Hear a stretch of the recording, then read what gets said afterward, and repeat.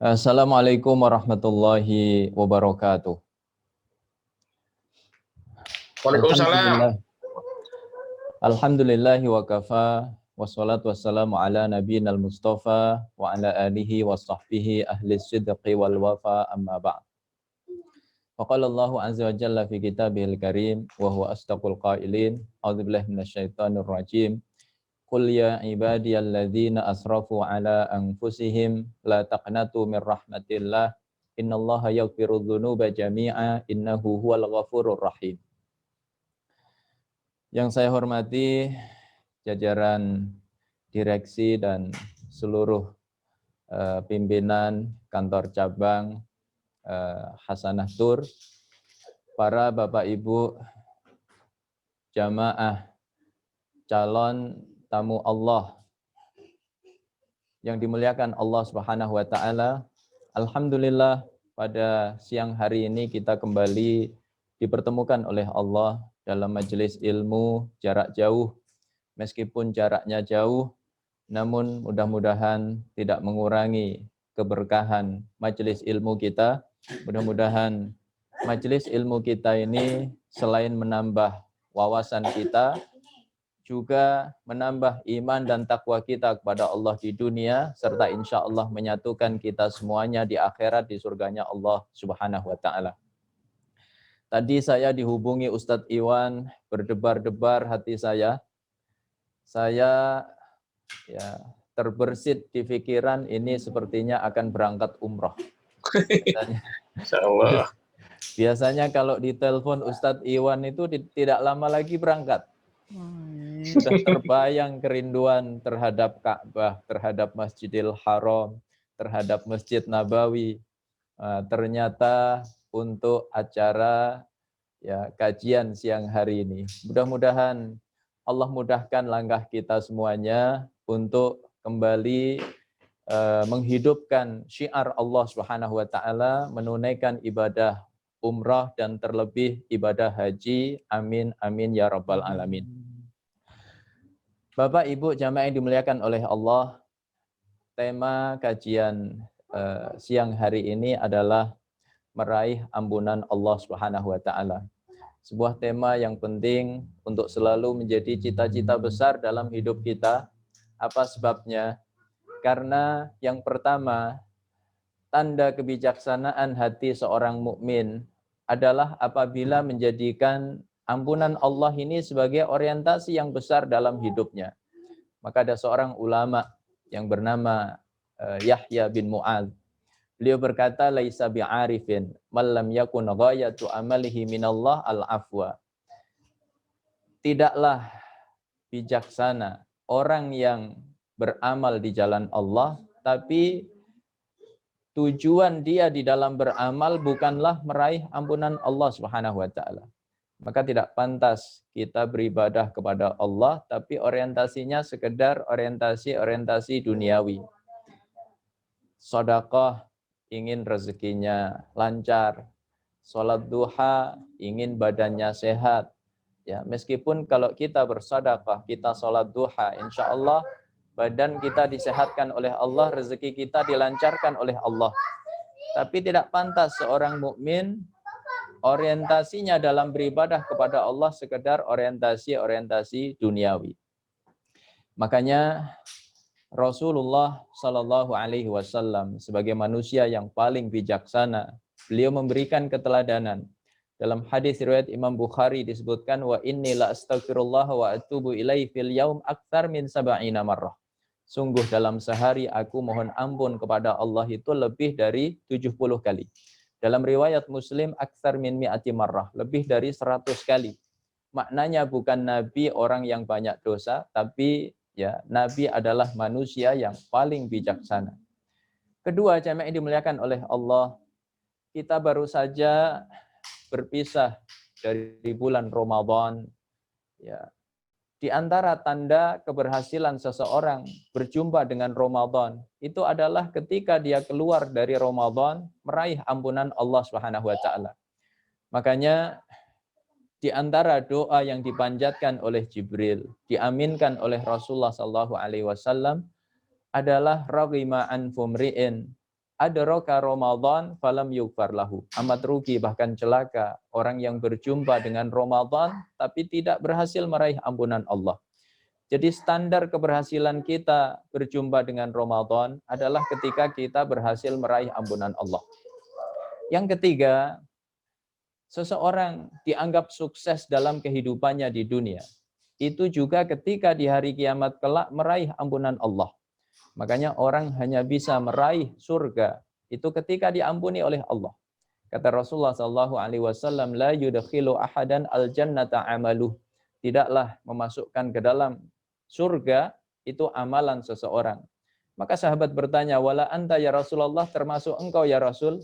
Maka Rasulullah menjawab, wala ana, termasuk diriku. Aku masuk surga bukanlah karena amalku, tapi kata Nabi, illa yataghammadani Allahu bimaghfiratin minhu wa rahmah.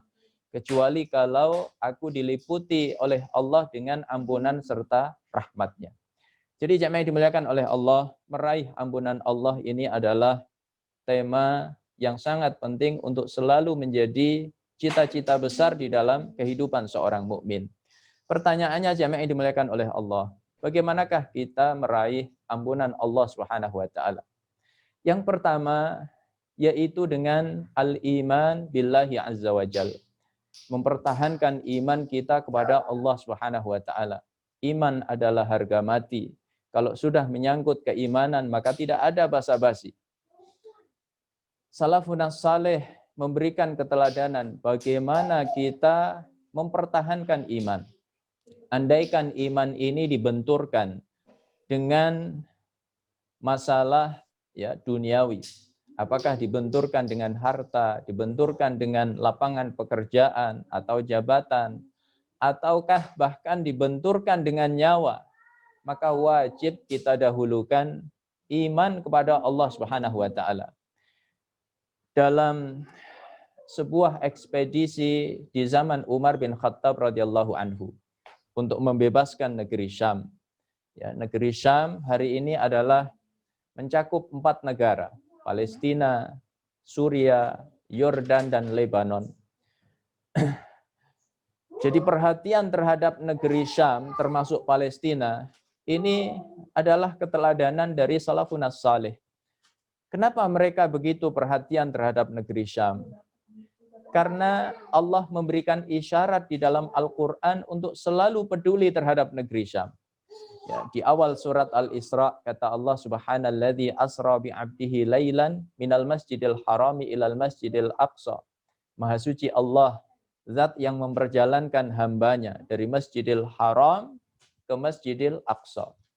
Ayat ini memberi isyarat kepada kita sebagaimana hari ini kita peduli terhadap masjidil haram. Kita kunjungi melalui umrah, melalui haji, ya. Andaikan Masjidil Haram ini diserang oleh orang-orang kafir, orang-orang Yahudi, maka tentu kaum muslimin di seluruh dunia akan bergerak. Maka seperti itulah seharusnya kita memperlakukan Masjidil Aqsa. Ini isyarat subhanalladzi asra bi'abdihi lailan minal Masjidil Haram ilal Masjidil Aqsa. Kemudian Rasulullah juga memberikan isyarat di dalam hadis-hadisnya. Kata Nabi, alaika bisyam, hendaknya kalian perhatikan, kalian jaga, kalian lindungi negeri Syam. Bahkan Rasulullah mendoakan keberkahan untuk negeri Syam. Allahumma barik lana fi Syamina wa Yamanina. Ya Allah, berkahilah negeri Syam kami dan negeri Yaman kami. Dinisbahkan Syam ini kepada diri Rasulullah, Syam kami. Ini menggambarkan negeri Syam adalah negeri yang dicintai oleh Rasulullah SAW. Bahkan Rasulullah mendoakan keberkahan. Ya, makanya ketika Allah mensifati Masjidil Aqsa, kata Allah, alladzi barakna haulah, yang kami berkahi sekelilingnya. Jadi ini negeri yang diberkahi oleh Allah, didoakan langsung oleh Rasulullah SAW, dan di dalamnya terdapat Masjidil Aqsa, kiblat pertama kaum muslimin. Rasulullah 17 bulan lamanya salat itu menghadap Masjidil Aqsa, menghadap Baitul Maqdis, sampai turun ayat di surat Al-Baqarah, qad nara taqalluba wajhika fis sama falanwalliyannaka qiblatan tardaha fawalli wajhaka syatral Masjidil Haram. barulah kemudian Rasulullah mengalihkan kiblat itu dari Masjidil Aqsa ke Masjidil Haram. Maka salafun saleh mengajarkan sebuah keteladanan yang besar bagaimana perhatian mereka terhadap negeri Syam.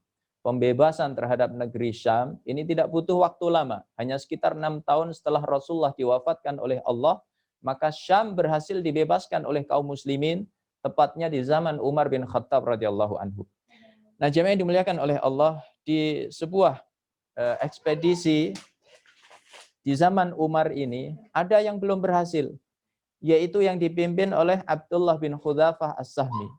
Bahkan Abdullah beserta pasukannya ini tertawan, dibawa ke benteng Romawi sebagai tawanan. Kemudian Panglima Romawi hari itu berkata dengan angkuh ya kepada Raja Romawi, "Wahai Raja, ini sahabat-sahabatnya Muhammad berhasil kita tawan. Enaknya kita apakan?" Maka Raja berusaha membujuk Abdullah dan kawan-kawannya untuk murtad. Kata Raja, "Wahai Abdullah, jika kamu mau murtad, maka setengah kerajaan ini menjadi milikmu." Gak main-main iming-imingnya, ya. Tidak cuma jabatan sebagai gubernur, sebagai bupati, sebagai menteri, ya. Setengah kerajaan diberikan oleh raja kepada Abdullah asalkan dia mau murtad. Maka Abdullah menolak mentah-mentah tawaran ini. Kata Abdullah, "Wahai Raja, andaikan engkau berikan seluruh kerajaanmu, ditambah seluruh kerajaan Arab, maka demi Allah aku tidak akan pernah meninggalkan imanku kepada Allah Subhanahu wa taala." Maka sunnatullah di dalam dakwah, kalau ada orang dibujuk, dirayu, tidak mempan, maka yang berlaku adalah kemudian diancam. Kata Raja, "Kalau begitu kamu akan saya hukum mati." Kata Abdullah, "Silahkan. Itulah cita-cita besar dalam hidupku, meraih syahid di jalan Allah." Maka jemaah yang dimuliakan oleh Allah, dinyalakanlah api, ditaruh sebuah tungku besar di atasnya, diisi dengan air. Begitu air itu sudah mendidih, maka dilempar seorang tentara Islam ke dalamnya. Seketika dia meraih syahid, terpisah daging dari tulangnya. Maka Abdullah menangis menyaksikan pemandangan itu. Raja mengira Abdullah ini ketakutan.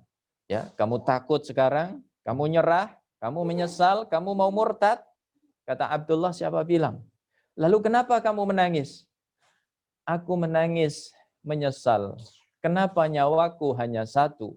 Andaikan aku punya 100 nyawa, engkau lempar aku ke dalam air yang mendidih itu, keluar nyawaku satu persatu, demi Allah aku tidak akan pernah meninggalkan imanku kepada Allah Subhanahu wa taala."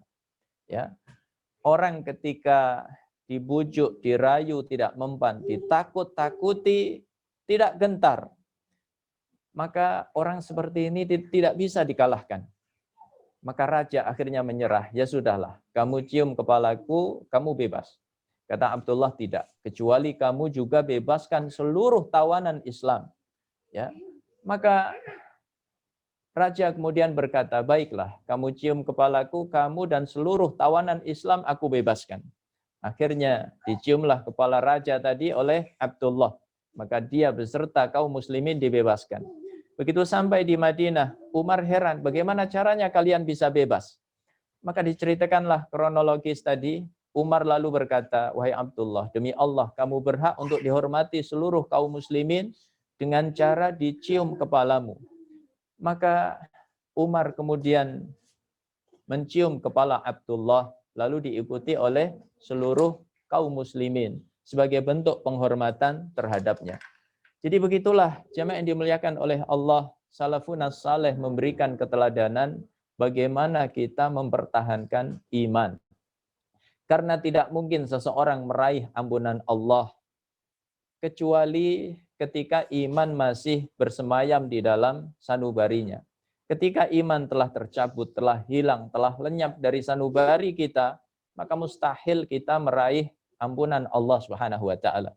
Makanya begitu menyangkut urusan keimanan, Allah tidak main-main.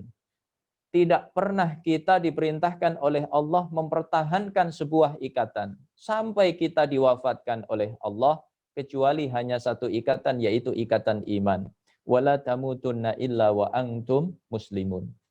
Ini yang pertama. Yang kedua, jemaah yang dimuliakan oleh Allah, bagaimanakah kita meraih ampunannya Allah Subhanahu wa taala? Yaitu dengan at-taubah ilallah taubatan nasuha. Kita bertaubat kepada Allah Subhanahu wa taala dengan taubat yang sesungguhnya. Ayat yang saya kutip di mukaddimah tadi, ayat 53 surat Az-Zumar. Kata Allah, "Qul ya ibadiyalladzina asrafu ala anfusihim la taqnatu mir rahmatillah. Innallaha yaghfiru dzunuba jami'a innahu huwal ghafurur rahim." Katakan wahai Muhammad, wahai hamba-hambaku yang melampaui batas terhadap dirinya, jangan pernah berputus asa dari rahmat Allah. Karena Allah itu maha mengampuni seluruh bentuk dosa. Allah maha pengampun lagi maha penyayang. Jemaah yang dimuliakan oleh Allah, dalam tafsir ayat ini disebutkan, apa maksud seluruh bentuk dosa? Kata Syekh Abdurrahman bin Nasir As-Sa'di, ya, dalam tafsirnya, kata beliau, termasuk dosa syirik, dosa ya zina, dosa kezaliman, seluruhnya diampuni oleh Allah. Yang penting satu, dia mau taubat kepada Allah dengan taubat nasuha. Makanya kata Imam Ibnu Katsir, hadhil ayatu da'watun lil fusaq wal usah. Ya, bitaubah ilallahi azza wajal. Ayat ini merupakan seruan bagi orang-orang yang fasik, yang sering bermaksiat kepada Allah, agar segera bertaubat kepada Allah Subhanahu wa taala. Ketika ayat ini turun, maka Rasulullah SAW begitu bergembira hatinya.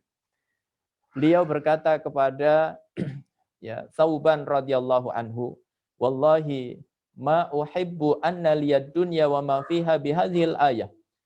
Demi Allah, andaikan dunia beserta isinya diserahkan kepadaku, tidak lebih aku sukai dibandingkan ayat ini. Artinya ayat ini sangat menggembirakan hati Nabi. Karena Allah memberitahu bahwa seluruh dosa umat ini itu bisa diampuni oleh Allah. Yang penting mau taubat nasuha. Maka jemaah yang dimuliakan oleh Allah, Imam Nawawi di dalam kitab Riyadhus Shalihin, ya, bab yang kedua yaitu babut taubah, mengkisahkan hadis-hadis Rasulullah SAW yang menceritakan betapa banyak dosa besar di zaman dahulu diampuni oleh Allah karena taubat nasuha. Ya, maka disebutkan ada seorang wanita dari Bani Juhainah. Ya, dia melakukan kekhilafan. Dia terjatuh dalam sebuah dosa besar yaitu berzina. Maka kemudian dia menyesal. Ya, dia bertaubat kepada Allah dengan taubat yang sesungguhnya. Dia mengaku di hadapan Rasulullah SAW. Dia berkata, "Ya Rasulullah, aqimil had." Ya Rasul, tegakkan hukuman atas diriku. Ya, karena dia berzina. Jemaah yang dimuliakan oleh Allah, wanita ini tahu persis. Andaikan dia mengaku, apa resiko yang akan dia terima? Karena wanita ini pernah menikah secara sah. Ya, jadi zinanya adalah muhsan. Hukumannya dalam syariat Islam adalah dirajam sampai meninggal dunia. Jadi wanita ini tahu persis resiko yang akan dia terima. Di antara tanda taubat yang jujur, taubat nasuha adalah siap menerima resiko sebesar apapun itu.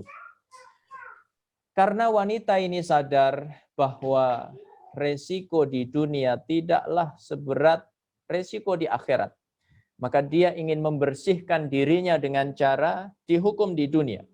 Yang penting selamat di akhirat. Kemudian singkat cerita, wanita ini pun dirajam sampai meninggal dunia. Ya, begitu wanita ini wafat, maka ada hal yang menarik. Justru Rasulullah SAW sendiri yang memimpin sholat atas jenazah wanita ini. Ya, Umar bin Khattab radhiyallahu anhu merasa heran dan bertanya, "Ya Rasulullah, atusalli 'alaiha wa qad zanat?" Ya Rasul, apakah engkau tetap sholatkan dia padahal dia berzina?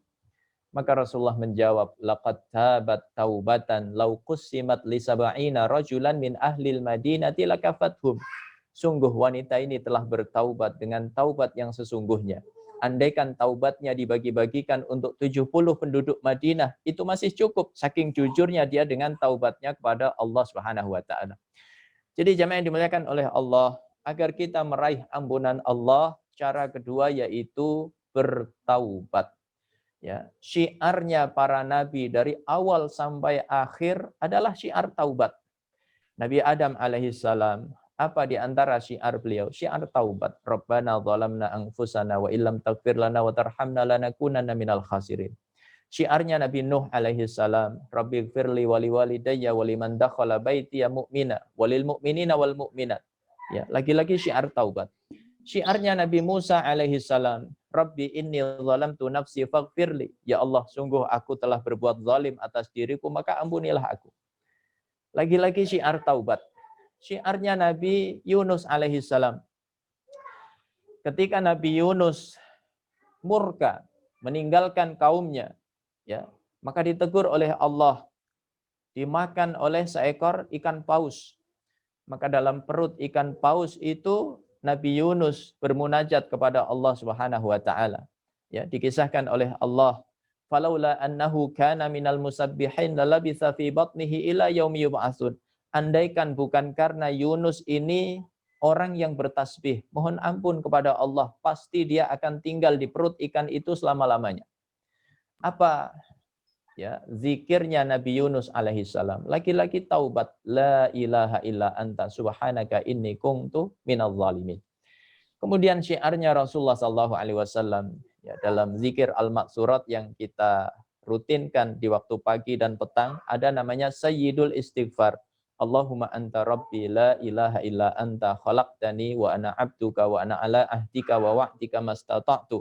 A'udzu bika min syarri ma sana'tu. Abu'u laka bi ni'matika alayya wa abu'u bi dzambi faghfirli fa innahu la yaghfiru dzunuba illa anta. Ya, kata Nabi, siapa yang membaca sayyidul istighfar di waktu siang, lalu setelah itu dia diwafatkan oleh Allah dalam keadaan beriman, maka tempatnya adalah surga. Dan siapa yang membacanya di waktu malam, lalu diwafatkan oleh Allah dalam keadaan beriman, maka laki-laki tempatnya adalah surga. Ya, ini pentingnya kita selalu banyak bertaubat kepada Allah. Kemudian yang ketiga, jemaah yang dimuliakan oleh Allah, apa perkara yang menyebabkan kita meraih ampunan Allah? Yang ketiga yaitu dengan as-sadaqah, bersedekah. Ya. Sedekah ini kata Nabi ya, burhan, bukti keimanan kita kepada Allah. Makanya kenapa disebut sedekah? Dari kata as-sidqu artinya jujur. Orang ketika bersedekah, maka tanda imannya jujur. Karena dia rela mengorbankan harta yang begitu dia cintai. Ya, ketika dia mencarinya sampai berlelah-lelah, berangkat kena macet, pulang kena macet, ya, kepanasan, kehujanan, terkadang sampai jatuh sakit karena kelelahan, karena mencari harta. Begitu sudah dia dapatkan harta yang dicari dengan susah payah tadi, begitu dia cintai dalam hidupnya, lalu disedekahkan di jalan Allah karena cintanya yang besar kepada Allah. Maka tidak lain tidak bukan ini adalah bukti jujurnya iman kita kepada Allah Subhanahu wa taala. Maka jemaah yang dimuliakan oleh Allah, ibadah ini memiliki keistimewaan yang besar. Manfaat daripada sedekah itu mencakup 3 dimensi sekaligus. Dimensi kehidupan dunia, dimensi alam barzakh, dan dimensi akhirat. Dimensi kehidupan dunia, misalnya Rasulullah bersabda, "Dawu maradhakum bis sadaqah." Obati orang yang sakit di antara kalian itu dengan sedekah.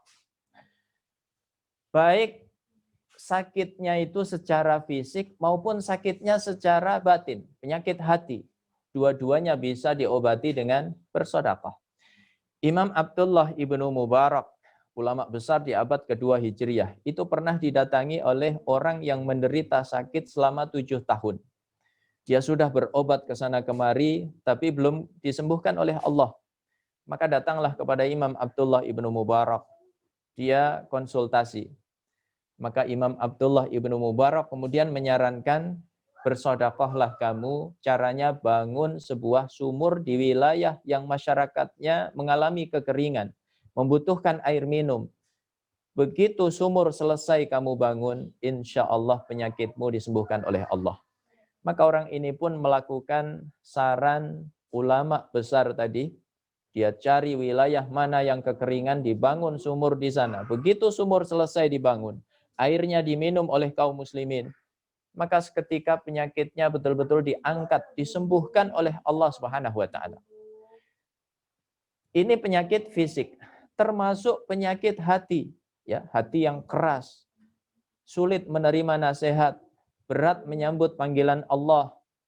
Ya, kemudian kalau terjatuh dalam kekhilafan, susah bertaubat, ngeyel pekerjaannya. Ya, maka hati yang seperti ini itu diantara terapinya adalah suruh bersedekah. Kata Rasulullah sallallahu alaihi wasallam, "Man arada ayyalina qalbuhu falyut'imil miskin wal yamsah ra'sal yatim." Siapa yang ingin hatinya lembut, maka bersedekahlah. Beri makan orang miskin dan santuni anak-anak yatim. Ya. Ini dimensi dunia. Lalu dimensi alam barzakh. Sedekah ini menyelamatkan kita dari azab kubur. Sebuah fenomena yang sangat menakutkan, ya. Bahkan Rasulullah dikisahkan oleh para sahabat mengajarkan sebuah doa seperti mengajarkan Al-Qur'an. Apa doa yang diajarkan oleh Nabi sehingga seperti mengajarkan Al-Qur'an? Ternyata doa berlindung dari azab kubur. Allahumma inni a'udzubika min azabil qabr wa min azabi jahannam wa min fitnatil mahya wal mamat wa min fitnatil masihid dajjal. Maka di antara yang menyelamatkan kita dari azab kubur itu adalah bersedekah. Dalam sebuah hadis yang sangat panjang, idza wudi al-mayyitu fi qabrihi wa innahu la yasma'u khafqa ni'alihim hina yuwallun. Ketika mayit itu diletakkan di dalam kuburnya, kemudian dia bisa mendengar, ya, suara gesekan sendal orang-orang yang mengiringinya ketika mereka pergi meninggalkannya. Maka kata Nabi, fa in kana mu'minan, jika dia adalah orang mukmin, kanatis salatu 'inda ra'sihi wa kana siyamu an yaminihi wa kanatiz zakatu an yasarihi wa kana fi'lul khairat minal birri wal ihsani wassilati wassadaqati baina rijlai. Ya, jika dia adalah orang mukmin, maka salatnya berada di atas kepalanya, puasanya berada di sebelah kanannya, zakatnya berada di sebelah kirinya, kebaikannya terhadap sesama, baktinya kepada orang tua, silaturahimnya termasuk sedekahnya itu berada di antara kedua kakinya. Fa'idha utiya min qibali ra'sihi taqulu salatu ma qibali madkhal. Ketika malaikat azab mendatangi dari arah kepalanya, maka salatnya berkata, tidak ada celah dari sini. Didatangi dari arah kanannya, maka puasanya berkata, enggak ada celah dari sini. Didatangi dari arah kirinya, zakatnya berkata, tidak ada celah dari sini. Didatangi dari arah kedua kakinya, maka kebaikannya terhadap sesama, baktinya kepada orang tuanya, silaturahimnya, termasuk sedekahnya berkata, tidak ada celah dari sini. Jadi hadis ini memberikan pelajaran di antara yang menyelamatkan kita dari fenomena yang begitu menakutkan, yaitu azab kubur, adalah sedekah. Sampai manfaat yang ketiga, yaitu dimensi akhirat. Nanti ada orang dilindungi oleh Allah, dinaungi dengan naungan Allah di hari kiamat karena sedekahnya. Ya. Kata Rasulullah dalam hadisnya, sab'atun yudhilluhumullahu fi dhillihi yauma la dhilla illa dhilluh. Ada 7 golongan yang dinaungi oleh Allah di hari di mana tidak ada naungan selain naungan Allah. Apa di antaranya? Wa rajulun tasaddaqa bi yaminihi fa akhfaha hatta la ta'lama shimaluhu madza tunfiqu yaminuh. Orang bersedekah lalu dia merahasiakannya sehingga tangan kirinya tidak tahu apa yang diinfakkan oleh tangan kanannya. Maka banyak salafun salih merahasiakan sedekahnya. Ada, ya, Ali Zainal Abidin, cucunya Ali bin Abi Thalib. Beliau di antara amal favoritnya adalah merahasiakan sedekah. Ya, dia sering meletakkan sembako itu di pintu rumah fakir miskin ketika tengah malam. Ya. Kemudian fakir miskin itu baru menyadarinya ketika mereka hendak keluar sholat subuh menuju masjid terdekat. Ya, pintu dibuka kok ganjel. Oh, ternyata ada sembako. Ya, dan mereka tidak pernah tahu siapa yang meletakkan sembako itu. Sampai Ali Zainal Abidin diwafatkan oleh Allah. Maka kaum muslimin memandikan jenazahnya. Ternyata di pundaknya ada bekas hitam. Ya, kalau kata orang Jawa ini kapalan. Seperti sering memikul benda yang berat. Ini orang terhormat, bangsawan, tapi kok pundaknya ya seperti kuli. Ada bekas sering mengangkat benda berat. Ya, barulah orang sadar ternyata selama ini yang bersedekah itu adalah Ali Zainal Abidin. Dan setelah beliau wafat, orang tidak lagi menjumpai sembako di depan pintu rumah mereka. Ya, jadi sedekah yang rahasia itu lebih disukai oleh Allah, menyebabkan naungan di hari kiamat, ya, dan juga meredam kemurkaan Allah Subhanahu wa taala. Sebagaimana disebutkan dalam hadis, ya, kata Rasulullah sallallahu alaihi wasallam, shadaqatus sirri tudfi'u ghadabar rabbi. Sedekah yang rahasia itu meredam kemurkaan Allah Subhanahu wa taala. Ya, sampai di hari kiamat nanti ada orang dibebaskan dari neraka hanya karena sedekahnya meskipun nilainya kecil. Kata Nabi, ittaqun nar walau bisyaqqit tamrah. Selamatkan diri kalian dari api neraka meskipun hanya bersedekah sebutir kurma. Ya, sedikit sekali. Tapi nilainya besar di sisi Allah. Yang penting motivasinya ikhlas hanya karena Allah Subhanahu wa taala. Imam Al-Ghazali dalam kitabnya Ihya Ulumuddin, ya, mengkisahkan sebuah riwayat. Di zaman dahulu ada rahib. Ya, rahib itu ahli ibadah. Rahib ini beribadah kepada Allah 60 tahun lamanya. Sebuah ibadah, ya, yang begitu lama, 60 tahun. Tapi rahib juga manusia. Dia pernah terjatuh dalam kekhilafan. Dan kekhilafannya nggak main-main. Dia terjatuh dalam dosa besar, yaitu dia pernah berzina. Maka disebutkan dalam riwayat itu ditimbang ibadah 60 tahun dengan dosa zina. Ternyata ya ibadah 60 tahun tadi kalah oleh dosa zina. Maka disebutkan dalam riwayat itu, rahib ini pernah bersedekah memberi makan orang fakir miskin sepotong roti. Ya, maka diletakkanlah pahala bersedekah sepotong roti tadi pada timbangan kebaikannya. Maka seketika lebih berat timbangan kebaikannya. Ya, dosa zina tadi kalah. Ini gambaran betapa sedekah itu mengundang ampunan dari Allah Subhanahu wa taala. Makanya Allah mengkisahkan dalam surat Al-Munafiqun ayat yang ke-10 yang sering sekali kita baca dan kita dengar. Wa anfiqu mimma razaqnakum min qabli ayyatiya ahadakumul maut fayaqula rabbi laula akhartani ila ajalin qarib fa asaddaqa wa aku minas salihin. Infakkan sebagian yang aku karuniakan kepada kalian sebelum salah satu dari kalian didatangi kematian. Maka dia pun menyesal mengadu ke hadapan Allah Subhanahu wa taala. Ya. Ya Allah, akhirkan ajalku sejenak saja agar aku sempat bersedekah. Setiap kita itu pasti menyesali kekurangan atau ketidakmaksimalan kita dalam beribadah. Ya, menyesali kekurangan dalam sholat, dalam puasa, dalam zikir, dalam tilawah, ya, dalam umrah, dalam haji, termasuk dalam bersedekah. Kita akan menyesalinya. Tapi kenapa yang dititik beratkan oleh Allah dalam ayat ini adalah sedekahnya?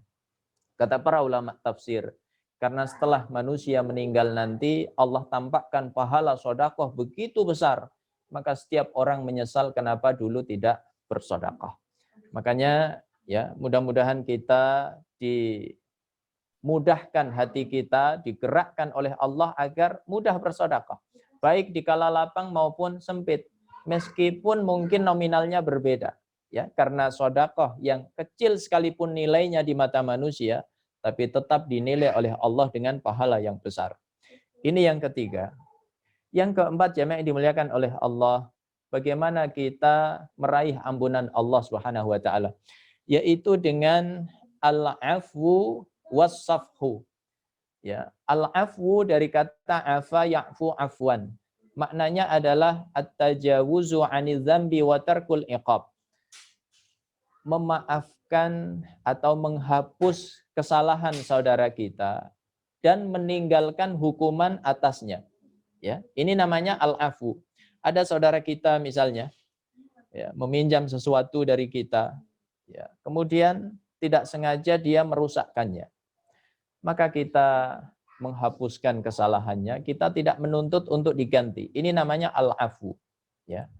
Kemudian as-safhu dari kata safaha yafsahu safhan, itu lebih mendalam daripada sekedar al-afu. Ya. As-safhu maknanya adalah tarku asari dzambi anin nafsi. Ya. Menghilangkan pengaruh kesalahan saudara kita tadi dari dalam hati kita. Terkadang ketika saudara kita meminta maaf, maka kita pun memakluminya. Kita tidak menuntut dia untuk menggantinya. Ya, tapi setelah itu terjadi perubahan sikap.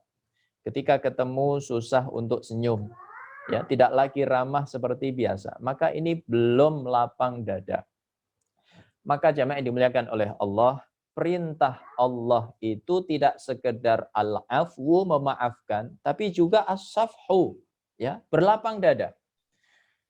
Ketika Abu Bakar As-Siddiq sakit hatinya karena di antara yang terlibat di dalam fitnah terhadap putrinya ternyata masih kerabatnya sendiri, yaitu Mistah bin Utsasah. Dan ironisnya Mistah ini orang miskin yang kebutuhan sehari-harinya itu dibantu oleh Abu Bakar As-Siddiq. Ya, maka betapa sakit hati Abu Bakar.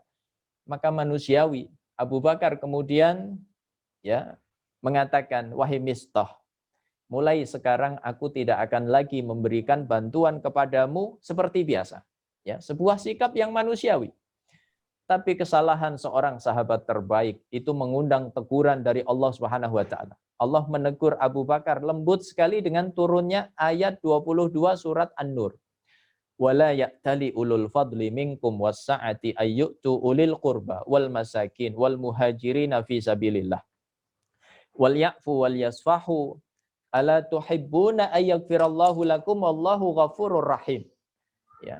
Kata Allah, tidak pantas bagi orang yang memiliki kelapangan rezeki, memiliki keutamaan. Siapa yang dimaksud? Abu Bakar As-Siddiq.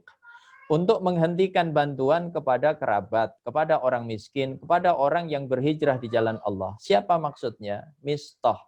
Mistah ini kerabat Abu Bakar, Mistah orang miskin, Mistah orang yang berhijrah dari Makkah ke Madinah, bahkan dia alumni Perang Badar. Jadi sahabat pun pernah melakukan kekhilafan. Ya. Maka kemudian kata Allah Subhanahu wa taala wal ya'fu wal yasfahu. Hendaklah kalian saling memaafkan, hendaklah kalian saling berlapang dada. Lalu Allah memberikan tawaran yang sangat menarik. Ala tuhibbuna ayyaghfirallahu lakum? Tidak senangkah kalian kalau Allah mengampuni kalian? Wallahu ghafurur rahim. Allah Maha Pengampun lagi Maha Penyayang. Begitu ayat ini turun, maka Abu Bakar seketika meresponnya. Abu Bakar berkata, "Bala ya Rabb, wa man la yuhibbu maghfiratak." Betul ya Allah. Siapa orang yang tidak senang dengan ampunanmu? Seketika Abu Bakar As-Siddiq meralat, ya, merubah sikapnya. Abu Bakar memanggil Mistah, wahai Mistah, saksikan, aku maafkan kamu dan mulai sekarang hingga seterusnya aku akan tetap memberikan bantuan kepadamu sebagaimana biasa. Jadi seolah-olah tidak pernah terjadi apa-apa. Abu Bakar memaafkan Mistah, Abu Bakar juga berlapang dada. Apa sebabnya? Allah menawarkan sesuatu yang mahal, yaitu ampunan Allah. Maka jemaah yang dimuliakan oleh Allah, tadi sudah disampaikan oleh Ustaz Iwan, ya. Ini Syawal baru saja berlalu, ya, meninggalkan kita. Tapi meskipun Syawal sudah berlalu, maka kita saling memaafkan. Jangan sampai, ya, ada saudara kita yang kita belum meminta maaf kepadanya. Demikian pula sebaliknya, ada ya saudara kita yang meminta maaf kepada kita, kita belum memaafkannya. Karena di antara cara meraih ampunan Allah adalah ya saling memaafkan. Mudah-mudahan momentum siang hari ini sekaligus halal bihalal ya menyebabkan kita semuanya meraih ampunan Allah Subhanahu wa taala. Ini yang keempat. Kemudian yang kelima, jemaah yang dimuliakan oleh Allah, bagaimanakah kita meraih ampunan Allah? Yaitu dengan qiyamu Ramadan ammatan wa qiyamu lailatul qadri khassatan.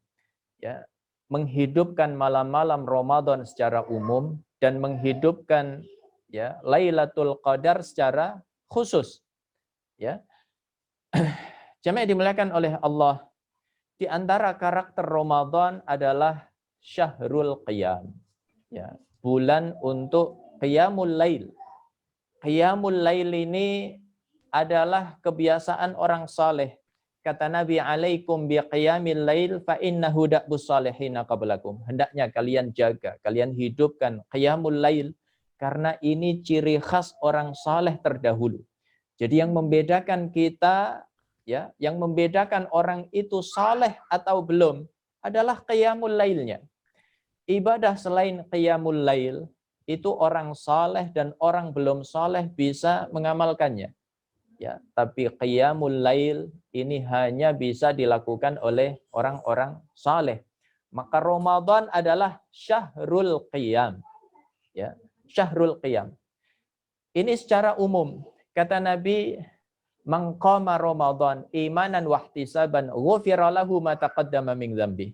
Siapa yang qiyam Ramadan, ya, menghidupkan Ramadan ya karena iman kepada Allah, karena ihtisab mengharap pahala dari Allah, maka diampuni dosa-dosanya yang telah lalu. Demikian pula menghidupkan malam Al-Qadar secara khusus. Ya. Malam Al-Qadar ini kita diperintahkan oleh Nabi untuk betul-betul mencarinya. Sampai kata Nabi, taharrau lailatul qadri fil ashril awakhir min Ramadan. Cari malam Al-Qadar itu di 10 malam terakhir di bulan Ramadan. Lalu dalam redaksi lain, ya, fi lailatul witri, di malam-malam ganjil, malam 21, malam 23, malam 25, 27, 29. Ya. Kemudian secara spesifik kita diperintahkan bersungguh-sungguh terutama di malam yang ke-27. Jadi berlapis-lapis perintah untuk mendapatkan malam Al-Qadar. Apa sebabnya? Ini malam yang sangat istimewa. Kata Allah, fiha yufraqu ya kullu amrin hakim. Pada malam itu diputuskan oleh Allah perkara yang penuh hikmah. Ya. Urusan rezeki kita, urusan jodoh kita, urusan keturunan kita, kebaikan dunia akhirat kita dalam setahun itu diputuskan oleh Allah di malam Lailatul Qadar. Maka siapa yang ingin mendapatkan kebaikan dunianya, ya rezekinya, jodohnya, keturunannya hingga kebaikan akhiratnya, maka carilah malam Al-Qadar. Ya, lalu kata Nabi secara khusus, man qama lailatal qadri imanan wa ihtisaban ghufira lahu ma taqaddama min dzambi. Siapa yang menghidupkan malam Al-Qadar semata-mata karena iman kepada Allah, berharap pahala dari Allah, ya, berharap surga, maka dia pun diampuni dosa-dosanya yang telah lalu. Ini yang kelima. Kemudian yang terakhir, yang keenam, yaitu ya al-hajju wal umrah. Haji dan umrah. Dua ibadah yang menjadi syiar Allah Subhanahu wa taala. Ya. Maka dalam Al-Qur'an ada 4 ayat berbicara tentang syiar. 2 di antaranya itu dihubungkan dengan haji dan umrah. Ya, dihubungkan dengan haji dan umrah. Jadi ini ibadah yang enggak main-main. Ya, kata syiar itu berasal dari kata sya'run, ya, rambut. Rambut itu anggota tubuh manusia yang paling mulia. Makanya kata ya, sebagian orang rambut adalah mahkota. Apa maknanya? Berarti kalau ada ibadah dihubungkan dengan syiarnya Allah, maka ibadah itu harus kita junjung tinggi dan kita utamakan di dalam kehidupan kita. Demikian pula berasal dari kata syairah. Ya. Orang Arab itu biasanya sebelum menghidangkan hidangan yang berat, ya, mereka menghidangkan yang disebut syairah, bubur. Ya, yaitu hidangan pembuka. Maka maknanya ibadah yang dihubungkan dengan syiarnya Allah ini itu harus kita dahulukan, ya, dan kita utamakan dalam kehidupan kita. Andaikan kita punya kebutuhan-kebutuhan, ya, yang sifatnya itu sekedar duniawi, ya. Kebutuhan misalnya kita punya harta, ya. Kemudian biasanya orang ketika punya harta maka ada keinginan-keinginan yang mendadak yang tidak direncanakan. Ya, keinginan berlibur ke luar negeri, keinginan menambah koleksi kendaraan. Ya, kalau ibu-ibu keinginan menambah koleksi perhiasan. Maka bertepatan dengan pelaksanaan syiar Allah Subhanahu wa taala seperti bulan Zulqa'dah ini, ya, yaitu syiar haji, syiar umrah. Maka yang kita dahulukan adalah, ya, haji dan umrah karena ini syiarnya Allah Subhanahu wa taala. Karena ini adalah syiarnya Allah Subhanahu wa taala. Apa sebabnya? Di antara keutamaan haji dan umrah adalah meraih ampunannya Allah. Maka dalam hadis yang sering sekali kita dengar, disampaikan oleh para pembimbing kita, terutama ketika hendak menunaikan haji atau umrah. Ya, hadis riwayat Imam Bukhari dan Imam Muslim. Kata Rasulullah SAW, al-umratu ilal umrati kaffaratun lima bainahuma wal hajjul mabrur laisa lahu jazaa'un ilal jannah. Umrah ke umrah berikutnya adalah penghapus dosa-dosa di antara keduanya. Dan haji yang mabrur, maka tidak ada balasan lain selain surganya Allah Subhanahu wa taala. Orang ketika menunaikan haji dan umrah, maka potensi untuk mendapatkan ampunan Allah itu sangat besar. Karena ada kunci-kunci ampunan Allah yang cara meraihnya itu harus menunaikan haji dan umrah. Contoh misalnya, ketika Nabi ditanya tentang keutamaan mengusap rukun Yamani dan Hajar Aswad, ya, kalau kita berada di antara rukun Yamani dan Hajar Aswad ketika tawaf, maka kita disunnahkan membaca Rabbana atina fid dunya hasanah wa fil akhirati hasanah wa qina adzabannar. Mengusap rukun Yamani dan Hajar Aswad, apa keutamaannya? Kata Nabi dalam hadis riwayat Imam Tirmidzi, innamasahuma kaffaratun lil khotoya. Mengusap rukun Yamani dan Hajar Aswad itu menyebabkan, ya, digugurkan dosa-dosa kita oleh Allah Subhanahu wa taala, ya. Bahkan ada hadis riwayat Imam Bukhari secara khusus cara meraih ampunan Allah itu ya dengan haji dan umrah, ya. Kata Nabi, man hajja walam yarfus walam yafsuq raja'a an dunubihi ka yaumi waladathu ummuhu. Siapa yang haji, dia tidak rafas, ya, tidak berbicara jorok yang mengarah kepada seksual. Kemudian walam yafsuq, tidak berbuat fasik, tidak bermaksiat kepada Allah Subhanahu wa taala. Maka dia pulang, ya, dari seluruh dosa-dosanya seperti bayi yang baru dilahirkan oleh ibunya. Ini sebuah kabar gembira, ya, yang patut untuk kita perjuangkan. Terkadang sebagian kita untuk urusan duniawi, dia rela menabung bertahun-tahun. Untuk sekedar jalan-jalan ke luar negeri, nabung bertahun-tahun. Untuk sekedar beli rumah, kita nabung bertahun-tahun, ya. Untuk sekedar beli kendaraan, kita nyicil bertahun-tahun. Ya. Padahal ini sekedar duniawi. Maka jamaah yang dimuliakan oleh Allah, untuk sebuah amal saleh yang dikaitkan dengan syiarnya Allah Subhanahu wa taala, yaitu haji dan umrah, ya, yang dikaitkan dengan ampunannya Allah Subhanahu wa taala, maka kita tentu lebih, ya, berhak untuk berjuang. Maka alhamdulillah tadi disampaikan hasanah ini melayani ya haji di usia dini, ya.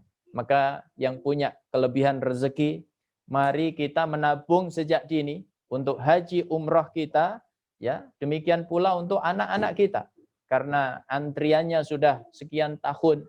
Kalau kita baru menabung di usia misalnya 30 ke atas, ya, kemudian masa antrian bisa 20 tahun, maka kita berangkatnya sudah dalam usia yang cukup tua. Fisik kita sudah ya mulai lemah. Padahal ibadah haji begitu berat, menggabungkan antara fisik dan harta.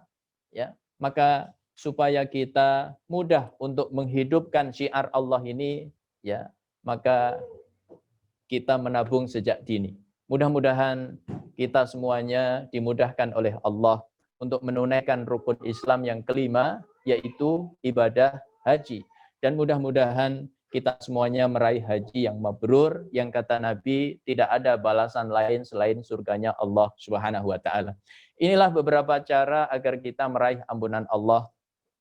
Mudah-mudahan kita semuanya, ya, baik direksi, kemudian seluruh pimpinan kantor cabang, seluruh staf, ya, jamaah Hasanah Tour, dimanapun Anda berada, kita semuanya termasuk orang-orang yang berbahagia meraih ampunannya Allah Subhanahu wa taala. Kalau ada yang benar semata-mata dari Allah. Kalau ada yang salah, itu kekurangan saya mohon maaf yang sebesar-besarnya. Aku qouli hadza wa sallallahu ala nabiyyina Muhammad wa ala alihi wa sahbihi wasallam walhamdulillahi rabbil alamin. Wassalamu alaikum warahmatullahi wabarakatuh.